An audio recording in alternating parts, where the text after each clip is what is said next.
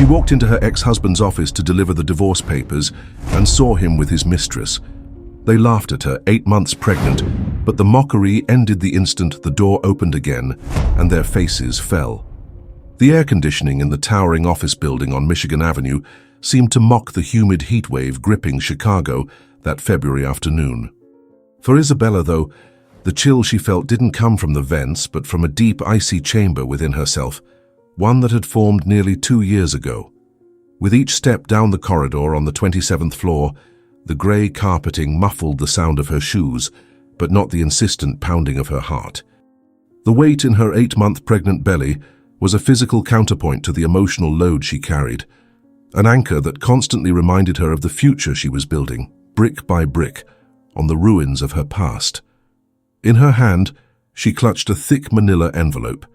Inside it, there were no love letters or happy memories, but the divorce papers, the final signature that would legally seal the end of an era.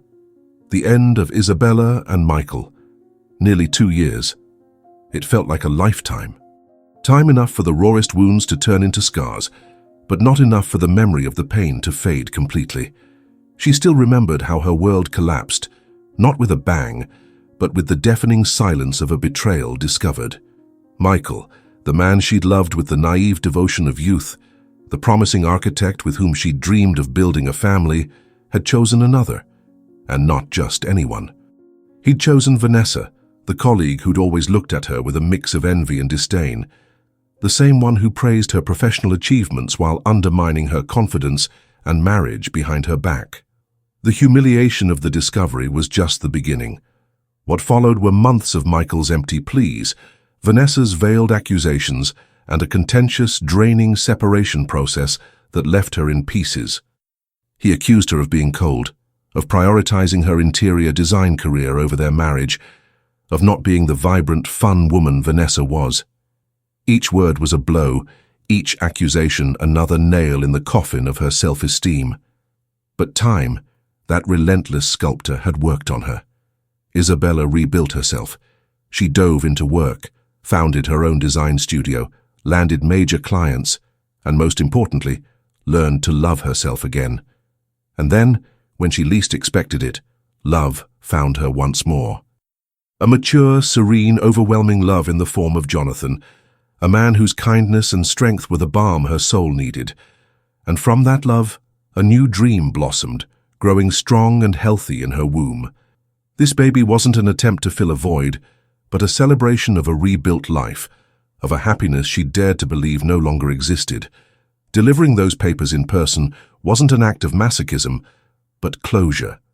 It was a way to look into the eyes of the man who'd broken her and show him without a word that she was whole again. More than whole. She was overflowing with life. The gold plaque on the mahogany door still bore his name, Michael Pierce, Senior Architect.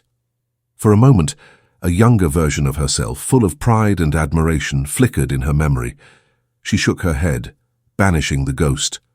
That woman no longer existed. Without hesitation, without the formality of a knock, she turned the knob. It was a remnant of habit from a time when that space was an extension of hers, a place she'd enter unannounced, bringing coffee or just a kiss in the middle of the afternoon. The door opened with a soft click, revealing a scene that made the air freeze even more in her lungs. Michael was there, just as she remembered him, maybe a bit thinner, his dark hair slightly longer, but he wasn't alone. Pressed against his massive drafting table, her legs elegantly crossed around his waist, was Vanessa. Her blonde hair, always impeccable, was slightly tousled, and her red lips were locked to Michael's in a hungry, desperate kiss. His hands, the same ones that once sketched the plans for their home, now wandered under Vanessa's tight skirt, exploring her with a familiarity that spoke of countless encounters like this one. The sound that escaped Vanessa's lips, a low, satisfied moan, was what finally broke the spell of the moment. They didn't see her. They were lost in each other, a universe of lust and shared secrets in broad daylight, in the same office where she'd once helped him choose the wall colors. The envelope in her hand felt like it weighed a ton. The past, which she'd thought buried, was alive, pulsing, and mocking her right there, just a few feet away. The soft click of the door closing behind Isabella was the sound that tore through the veil of that feverish moment. It was discreet, almost imperceptible, but to the two lovers immersed in their private world, it rang like thunder. They separated abruptly, like guilty teenagers caught in a forbidden act. Michael's face cycled through colors, from the flush of passion to the pallor of shock, culminating in a deep red of embarrassment and anger. Vanessa, on the other hand, composed herself with impressive speed.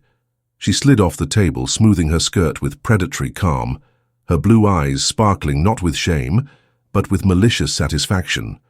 The red lipstick, once perfect, now smudged slightly at the corner of her lips, a visible trophy of her transgression.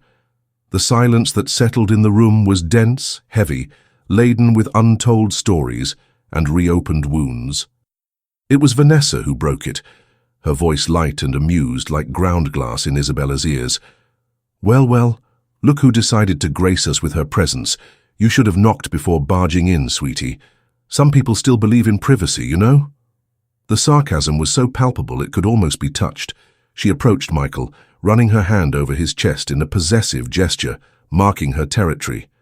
You need to get used to it, Mike. She's not the boss of this space anymore. If she keeps showing up like this unannounced, she'll end up seeing this scene over and over again. Each word was a deliberate provocation, a knife twisting slowly in Isabella's scar. Vanessa then let her gaze drop, lingering on Isabella's prominent belly, and a slow, cruel smile spread across her face. And looks like you've moved on fast, huh? I thought you were still mourning our marriage. The word "our" was said with venomous emphasis, as if she, the mistress, had more right to that past than the wife herself. Michael, until then paralyzed, seemed to awaken at the mention of the pregnancy. His eyes, which had avoided Isabella's, now fixed on her belly with a stunned incredulity. The shock on his face was genuine, a raw emotion amid the farce of the situation.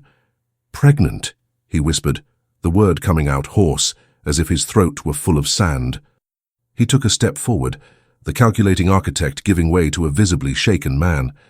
The surprise, however, quickly morphed into something uglier, a bitter defense to mask his own discomfort. "You didn't waste any time, did you, Isabella? Looks like the grieving widow act was just a front. I want to know who the new sucker is. Who was the poor guy you snagged with the baby trap to keep you around?" The accusation was so vile, so far from the man who'd once loved her, that for a moment Isabella felt the ground vanish beneath her feet. Vanessa let out a high, shrill laugh, delighting in Michael's cruelty. "Careful, love, she's an expert at looking fragile. Must have picked someone with deep pockets to fund that lifestyle she loves." They looked at each other, complicit in their malice, turning Isabella's pain into a private spectacle. They cracked jokes about the mystery dad, about how she must have planned it all meticulously, about the size of her belly, each comment a new layer of humiliation. They were two hyenas circling a wounded lioness, certain of their victory, blinded by their own arrogance. But the lioness didn't roar. Isabella remained silent, her body upright, chin raised. She observed them, not as a victim but as an anthropologist studying primitive specimens. The pain was there, a burning ember beneath her calm surface, but she wouldn't give them the satisfaction of seeing it flare. Her eyes, a deep brown and now inscrutable, met Michael's, and for a fraction of a second he faltered.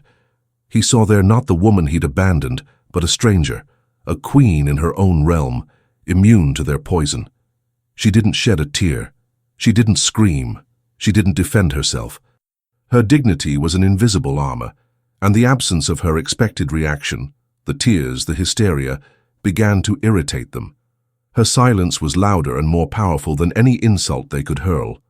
With a slow, deliberate movement, she stepped forward, extending the manila envelope. Her hand was steady without the slightest tremor. She placed it on the only clear spot on the drafting table, pushing it gently toward Michael. "The divorce papers." Her voice rang clear and firm, devoid of any emotion. "All that's missing is your signature to make this official." She didn't ask for anything. She didn't demand anything. She simply delivered the document that symbolized the end, and in doing so seemed to free herself from the last chain binding her to that toxic past. She turned to leave, each movement exuding a quiet strength that left them disconcerted. The joke had lost its punch. The audience wasn't crying, it was indifferent, and that indifference was the greatest insult. It was at that exact moment, with Isabella's hand already on the doorknob, ready to turn her back on that pathetic scene forever, that the office door opened again.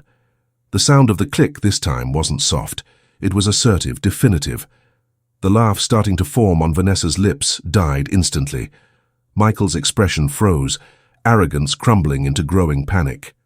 Standing in the doorway, with the imposing presence of someone who owned not just the room but the entire floor, was Jonathan.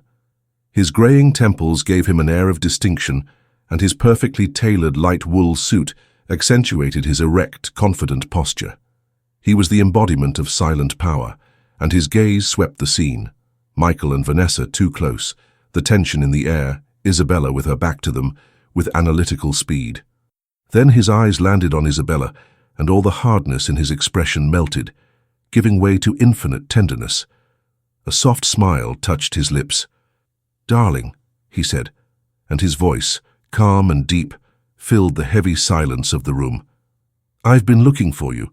I asked you not to come up here, to let the courier handle this. Let's go home, you need to rest. I'll be with you soon." The word darling, spoken with such natural intimacy in Jonathan's baritone voice, hung in the air like a verdict. For Isabella, it was a balm, the cavalry arriving at the exact moment when the battle felt most solitary. For Michael and Vanessa, it was the shattering of a reality they thought they controlled. Their world, built on arrogance and contempt, tilted dangerously on its axis. Vanessa's smug laugh turned into a mask of incredulity. Her red, smudged lips parted in a comical expression of astonishment. Michael, meanwhile, seemed to age 10 years in 10 seconds. The color drained from his face, leaving a cadaverous pallor. His eyes darted from Isabella to Jonathan and back, the gears in his mind spinning furiously, trying to process an impossible equation. Jonathan Harrington, the founder and CEO of Harrington and Pierce Architecture. The man whose name came before his on the brass plaque in the lobby. The sun around which all the planets in that firm orbited. Isabella's husband, the father of the baby. Michael's mind was a chaotic whirlwind. The cruel jokes he'd made moments before echoed in his ears, each one a nail in his own professional coffin. The new sucker. The poor guy you snagged. He'd insulted, in the most vile and direct way possible, the man who held his career in the palm of his hand. The irony was so crushing, so perversely poetic, that he felt a wave of nausea. He looked at Isabella's belly, no longer with contempt, but with reverent terror. That wasn't just a baby. It was an heir. The heir to the empire he'd longed to climb. And he, in his blind stupidity, had mocked the queen and her unborn prince right in front of the king. Isabella turned slowly, and upon meeting Jonathan's gaze, she allowed herself, for the first time, to show a glimpse of her vulnerability. Her shoulders, once so rigid, relaxed subtly. Jonathan stepped into the room, his movement fluid and purposeful, and placed a protective hand at the base of her back. It was a simple gesture, but one that conveyed a universe of meanings. Protection, possession, love. "You okay?" he asked softly, his tone laden with a concern that contrasted brutally with the venom that had filled the room moments before. Isabella just nodded, a small weary bob of her head. Her eyes said the rest. Jonathan then raised his gaze, and the tenderness he'd shown his wife evaporated, replaced by polar coldness. His eyes, a stormy grey, fixed on Michael and Vanessa. He didn't need to yell. His silence was more intimidating than any threat. He was a predator at the top of the food chain, observing two inferior creatures who'd made the fatal mistake of threatening his mate. The silence stretched, becoming a form of torture. Each second was agony for the pair of lovers, who remained frozen, like statues in a garden of disasters. It was Michael who tried to break the ice, his voice emerging as a desperate scratch. "Mr. Harrington, we didn't know. I can explain." The attempt was pathetic. Explain what? That he was cheating on his mistress with the ex-wife he was humiliating? That he was kissing an employee on his desk during work hours? Or that he'd just insulted his boss's pregnant wife? There was no possible explanation that could fix that disaster. Jonathan raised a hand, a short, imperious gesture that silenced Michael instantly. "No," he said, the word sharp as an obsidian blade. "Don't explain anything. I heard enough before I came in. I heard enough to understand exactly the kind of character I have under my roof." He looked at Vanessa, whose face now showed the panic of a cornered animal. The arrogance had dissolved, revealing the pathetic insecurity beneath. "And you, Miss Reynolds," Jonathan continued, his tone icy. "Your concern for privacy is touching. But maybe you should worry more about professional ethics and decorum. Or perhaps basic human decency." Vanessa opened her mouth to defend herself, maybe to try using her charm as a last weapon. But the words didn't come. She looked at Michael, seeking support, but he was lost in his own abyss of dread, unable to offer any help. Their alliance, so strong in shared cruelty, proved fragile as a spider's web in the face of real consequences. Jonathan guided Isabella gently toward the door. "Go to the car, my love. Have the driver turn on the AC. I'll handle this, and be down soon." He kissed her forehead, a gesture of tenderness amid the storm. Isabella cast one last look at the two pathetic figures in the center of the room. There was no triumph on her face, just deep weariness and the relief of closure. She didn't need revenge. Life in its exquisite irony had taken care of that. She left without another word, closing the door behind her and leaving the two lovers at the mercy of the king whose realm they'd profaned. As soon as the door closed, the atmosphere in the room shifted. Isabella's presence had somehow served as a buffer. Without her, all that remained was Jonathan's cold, focused fury. He walked slowly to Michael's desk, picked up the manila envelope Isabella had left, and held it between his fingers. "Divorce," he stated, more to himself than to them. He then looked at Michael, and for the first time, there was something beyond coldness in his eyes. There was deep, almost visceral contempt. "You had a woman of gold in your hands, Michael, a woman of strength and integrity that you, in your mediocrity, were never able to comprehend. And you traded her for this." His glance at Vanessa was so disdainful, it was like a slap. "Mr. Harrington, please," Michael begged, his voice choked. "My job, my career, I've built my life here." "You built your life on the foundation I created," Jonathan corrected, his voice dangerously calm. "You used the opportunities I gave you, the trust I placed in you, and you used that same position to humiliate the woman I love, the mother of my child." He paused, letting the weight of his words settle. "Your career at this firm is over. As of this moment, you're fired. For cause." The sentence was delivered without hesitation, final and irrevocable. Michael staggered back as if punched. "No, you can't do this. We have ongoing projects, clients. The projects will be reassigned. The clients will be notified that you're no longer with the firm. No one is irreplaceable, Michael, especially not you." Jonathan then turned to Vanessa, who was whimpering silently in the corner. "And as for you, Ms. Reynolds, your performance today was enlightening. Your lack of professionalism is as notable as your lack of character. Consider your contract terminated immediately. HR will contact you to settle the details of your exit. I want both of you out of this building in 1 hour. Security will escort you to ensure you take only your personal belongings."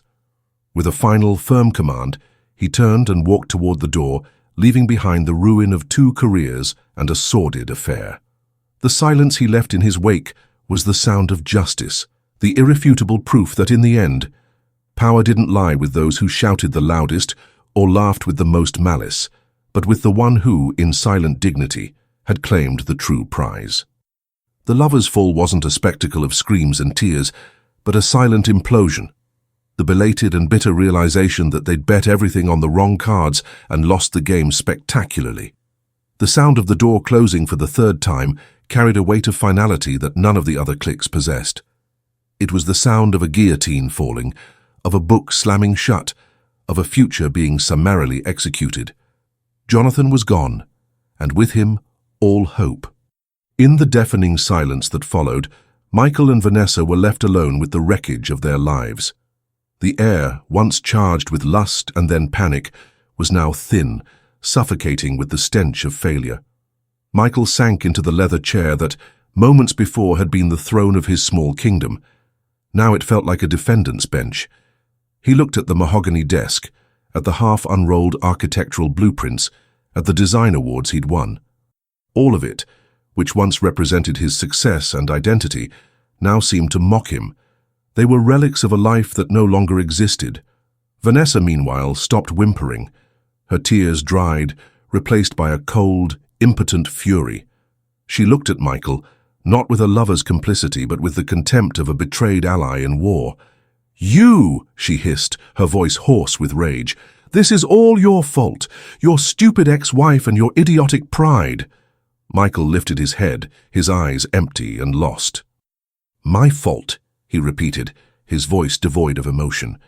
"You were laughing, Vanessa. You were reveling in humiliating her. You provoked her as much as I did."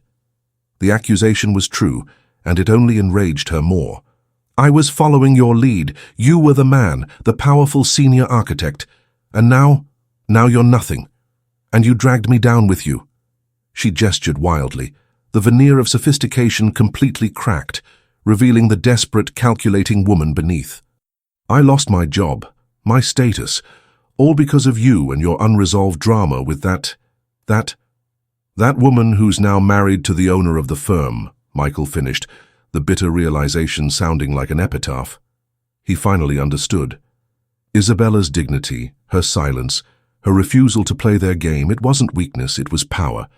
She'd known all along that she didn't need to fight. She'd already won the war before even entering that room. Her visit wasn't for revenge, it was just to fulfill a formality. They'd turned it into a spectacle of self-destruction. The image of Jonathan placing his protective hand on Isabella's back burned in Michael's mind. The tenderness in his gaze, the way he called her darling. It was a kind of intimacy and respect that he, Michael, had never truly offered her. He'd always loved her possessively, like a prize to be displayed. Jonathan loved her as a partner, an equal, the queen of his empire.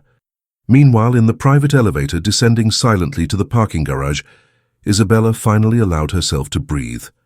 She leaned against the cool metal wall, closing her eyes, one hand resting on the gentle movement of her baby. Jonathan was beside her, holding her hand, their fingers interlaced. He said nothing, giving her the space she needed. "You heard everything?" she finally asked. "From the moment he questioned the paternity of our child," Jonathan replied, his jaw tense. "I was on my way to your old office when I heard the voices. My first instinct was to burst in and rip his head off, but then I saw you." He turned to face her, his grey eyes full of deep admiration. "I saw you standing there, so strong, so dignified. You disarmed them with your silence. And I realized the best way to honor you wasn't by acting like a barbarian, but as the man you deserve, the man who handles things." Tears of gratitude and relief welled in Isabella's eyes. "It's over." "Now it's really over," Jonathan said, embracing her. But it wasn't over. The peace Isabella felt was real but short-lived. The public humiliation, the loss of everything, forged an unholy alliance between Michael and Vanessa. After being escorted out of the building under the curious stares of the entire floor, their fight continued on the sidewalk, a bitter exchange of accusations. However, by the end of that night, sitting in a dingy bar, their mutual hatred gave way to a bigger common enemy, the couple who'd destroyed them. "We can't let them win like this," Michael said, his voice low and venomous. "They humiliated us. They have to pay." Vanessa, her eyes red from crying and rage, nodded slowly. "They'll pay," she promised. The resentment was the cement binding their plans. In the weeks that followed, a whirlwind of events unfolded at a dizzying pace, compressing months of drama into the final, delicate month of Isabella's pregnancy. The first notification arrived. Michael, using what remained of his savings, hired an aggressive lawyer and filed a lawsuit, claiming wrongful termination and co-authorship of key projects. Almost simultaneously, Vanessa launched her gossip guerrilla warfare, spreading her twisted version of the story through the social and professional circles she'd once frequented. The first hearing was a tense affair. Isabella insisted on going, and there she saw the unholy alliance in action. Michael, with his lawyer, attacked on the legal front, while Vanessa, seated in the back row, watched with a satisfied smile, knowing her defamation campaign ran parallel. Mr. Jonathan Harrington used his position to retaliate against my client over a personal matter, argued Michael's lawyer. My client was the victim of a boss who got involved with his wife and then discarded him. The narrative was fiction, but in the speed at which everything was happening, Isabella feared the mud might stick. The case would drag on, the gossip would spread, and all this while she prepared for the most important moment of her life. The war, she realized, was just beginning. While Michael waged his battle in the formal halls of justice, Vanessa, lacking resources for a legal fight, chose a more insidious battlefield, her enemies' personal lives. For her, losing her job was social annihilation. Overnight, she became a pariah, unemployed and unemployable. Every job interview ended with a polite smile and a promise of a callback that never came. The incident at Harrington and Pierce preceded her, a ghost closing all doors. With no allies, no job, and no credibility, her only option was to flee the Windy City, but not before firing her last and most poisonous torpedoes. Her revenge would target the source of her misery, Isabella. Vanessa knew she couldn't attack Isabella directly, so she decided to undermine the foundations of her new life.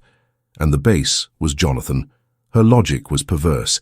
If she could plant doubt about Jonathan's integrity, maybe she could destroy their happiness from within. And for that, she needed an unlikely ally, Jonathan's ex-wife. One night, as the pressure from the lawsuit and gossip mounted, Isabella saw Jonathan on the phone, his brow furrowed. "No, Rebecca, everything's fine. Yes, I know, it's an unpleasant situation. I appreciate the concern. How are the kids? Great. Give them a kiss for me." He hung up with a sigh. "That was Rebecca," he explained to Isabella, sensing her worry. "My ex-wife. We keep things cordial for our kids, who are adults now. Seems the gossip has reached her circle in Chicago. She was just concerned about the impact on the family's image." The mention was brief, but it planted in Isabella the image of a distant but decent woman tied to her husband's past. What Isabella didn't know was that days earlier, Vanessa had gotten Rebecca's number and staged a performance as a concerned friend. "Rebecca, dear, you don't know me, but I have immense respect for you," Vanessa began, her voice honeyed. "And that's why my heart aches. This woman, Isabella, she's not who she seems. She's a social climber of the worst kind. She was with Jonathan long before her marriage officially ended. She planned it all." The lie was so well told, full of fabricated details about secret meetings and the devastation of Michael, that even a smart woman like Rebecca was left with a flea in her ear. She didn't believe it outright, but the seed of doubt, once planted, acts like acid. Vanessa's campaign culminated in the leak of an anonymous dossier to a notorious online tabloid. The headline was a bombshell. The tycoon, the young thing, and the betrayal, the scandal rocking the architecture world. The article was sewer level, a collage of half-truths, truncated emails, and old photos, all orchestrated to prove an extramarital affair. The news exploded. The firm's stock value dipped. Clients called. Reporters camped outside the building. For Isabella, in the final stage of her pregnancy, it was devastating. Seeing her love story dragged through the mud was physical pain. Jonathan was furious, not over the business crisis, but for Isabella. "We'll sue that rag into bankruptcy," he growled, already mobilizing his crisis team. But Isabella knew the reputational damage was done. It was amid this chaos that Jonathan's phone rang again. It was Rebecca. "Jonathan, I saw the news," she said, her voice firm. "What filth!" "That woman, Vanessa, called me a few weeks ago. I didn't give it credence, but now I see the full plan. They're using our past to attack you and your wife, and I won't allow it." What happened next caught everyone off guard. Rebecca, the discreet socialite, called for an exclusive interview with one of the country's most respected newspapers. The next day's headline was the antithesis of the previous. "Rebecca Harrington breaks her silence. My divorce from Jonathan was my request." In the interview, Rebecca was categorical. "Our divorce, which happened nearly 5 years ago, was a mutual decision initiated by me. At the time, I was already in a new relationship. Jonathan not only understood but supported me. He's a man of immense integrity. She continued, I know Isabella and consider her a woman of substance. Their happiness is genuine. As for the anonymous sources, I can only say that desperation drives people to despicable acts. The interview was a torpedo. Rebecca's credibility was unquestionable. Public opinion flipped as quickly as it had condemned. The tabloid was ridiculed. In court, Michael's lawsuit lost all momentum. The judge, seeing the bad faith maneuver, ruled the case meritless and ordered him to pay court costs. The victory was complete, absolute, and it came not from Jonathan's strength, but from the unexpected integrity of a woman from the past who chose truth over drama. Rebecca's interview wasn't just an act of defense, it was an act of purification. The truth, spoken with such elegance and firmness, washed away the dirt the slander had spread. The scandal wilted as quickly as it bloomed, becoming yesterday's gossip. Harrington and Pierce's stocks recovered and, buoyed by the CEO's image of unshakable integrity, hit a new high. In the business world, decency, proven under fire, proved a more valuable asset than any project. The courtroom victory against Michael was a mere formality, the final nail in the coffin of a war already won, in the arena of public opinion and truth. The bad faith litigation conviction was the dirt on his already ruined career. He vanished from Chicago's architectural scene, a diminished figure, a walking lesson on how arrogance and resentment can consume a man from within. As for Vanessa, the blow was final. With no allies, no job, and her reputation publicly destroyed, she found no more space in the competitive metropolis. The last they heard of her was a distant echo, a rumor that she'd moved to rural Wisconsin, a silent flight from the spotlight she'd helped create, and that ultimately burned her. For Isabella, the crisis's resolution brought a profound calm, allowing her to focus entirely on the miracle about to happen. A few weeks later, on a rainy dawn that washed the city's streets, her son decided it was time to meet the world. The labor was long, intense, but Isabella faced each contraction with the same silent strength that had guided her through every battle. Jonathan was by her side every second, not as an anxious spectator but as an anchor, his hand holding hers, his voice a constant whisper of love and encouragement. And when Ethan's first cry filled the room, strong and vibrant, the sound didn't erase the memories of past pain, but put them in proper perspective. They were just the prologue. The real story was starting now. Holding her son for the first time was a transcendental experience. Looking at that tiny face, at those minuscule hands clutching her finger, Isabella felt a wave of love so overwhelming it left her breathless. In that moment, Michael, Vanessa, the humiliation, the revenge, all dissolved into complete insignificance. They were no longer villains in her story. They were just ghosts, distant echoes of a life that no longer belonged to her. Her life was there, in that hospital room, with the scent of her baby and the warmth of Jonathan's hand on hers. The months that followed were a happy blur of sleepless nights, diapers, toothless smiles, and a love that deepened every day. Isabella discovered in herself a capacity for love she hadn't known, and Jonathan, already a father to adult children, rediscovered parenthood with a joy and presence that his hectic corporate life hadn't allowed the first time. They were a family, solid and real. The surprise, the true turning point Isabella could never have foreseen, didn't come from an enemy, but from within herself. Time passed. Ethan had already celebrated his first birthday, and life had settled into a routine of domestic happiness and professional success. Michael had disappeared off the map after the humiliating courtroom defeat and public ruin. No one knew his whereabouts. It was then, about a year and a half after Ethan's birth, while organizing old boxes, that Isabella found a sketchbook from the early days of her career, from when she was still with Michael. Inside were drawings, dreams, plans for a future that never happened. Instead of the pain she expected to feel, she felt a pang of compassion. Not for him, not for what he'd become, but for the young architect he'd once been, full of talent and ambition, before insecurity and envy poisoned him. That same week, in a strange synchronicity of fate, she received an email from an unknown sender, It was Michael. The message was short, almost telegraphic, devoid of his old pride, but also without a hint of self-pity. It wasn't an apology. He was incapable of that. It was a request for professional help, almost clinical. He explained he was working in a small town in rural Montana, on community projects for a non-profit, a self-imposed exile far from everything and everyone. One of the projects, a community center for underprivileged kids, was stalled.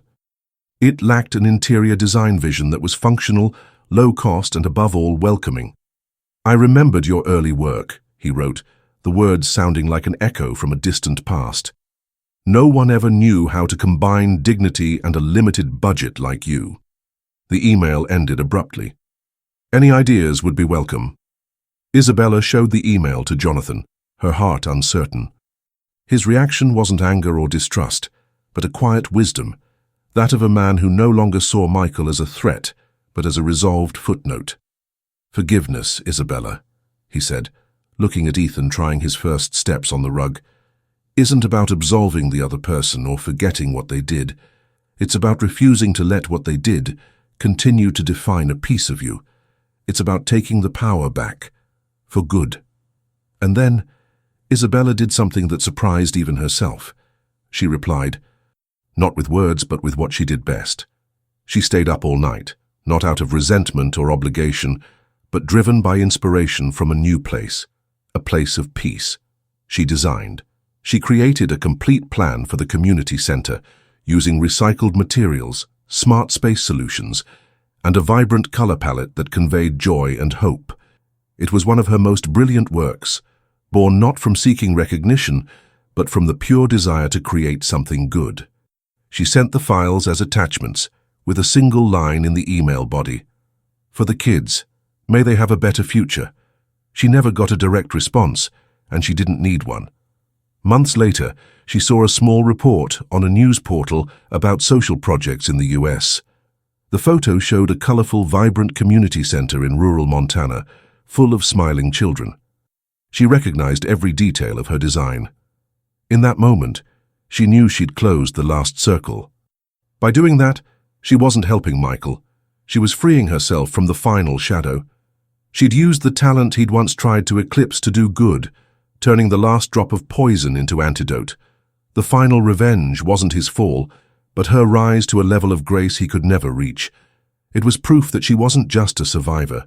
She was a creator, capable of building beauty even from the ugliest ruins.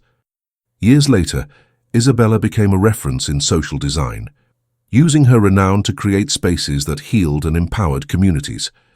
Jonathan gradually handed over the firm's reins to dedicate more time to family and philanthropic projects alongside his wife. Ethan grew up in a home where strength wasn't measured by the absence of scars, but by the beauty one could build around them. Isabella and Jonathan's story wasn't a fairy tale, but an epic human journey about discovering that the greatest power doesn't lie in defeating enemies, but in transcending the need for them.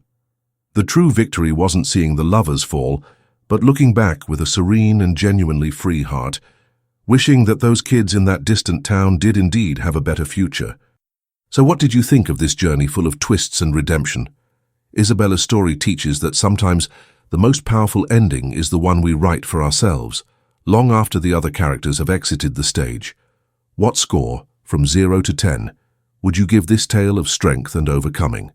Let us know in the comments, and if you were moved and inspired by Isabella's strength, don't forget to subscribe to the channel. By hitting that subscribe button, you join our family and help keep this flame alive. Thanks so much for your company, and see you in the next story.